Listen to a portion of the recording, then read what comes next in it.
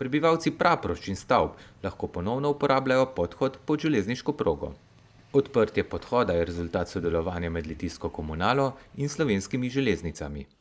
Tako je, ja. Najprej je bilo tako, da so se tukaj stavbčani pritoževali, da je ta pohodna pot poškodovana in da se ne da normalno čez hoditi, ne.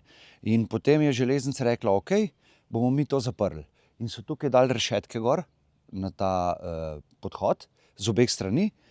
In potem sem jaz šel v akcijo in smo prišli do sklepa, da bomo to lepo uredili, da bo pohodna površina primerna za hojo.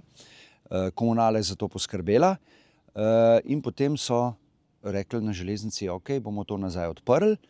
S tem, da najprej smo dali tablo gor prehod na lastno odgovornost, kasneje je rekla železnica, da moramo dati tablo hoja prepovedana. Vemo pa, da se že desetletja ali stoletja tukaj skozi ljudje hodijo iz stavb v Praprošče in zdaj, ko bomo posodabljali športni park, nogometno igrišče, bi bil ta podhod še kako dobrodošel. Zdaj je to urejeno za lep prehod. Je pa tako, da smo že v pogovorih s Slovenskimi železnicami, z Direkcijo za infrastrukturo, da bomo tukaj v bližnji prihodnosti, kar se da najhitreje, uredili en tak pravi podhod, kjer bo res možno prehajati z ene in druge strani, tako da ne bo treba hoditi preko železnice oziroma tja dol daleč, kjer je nadvoz.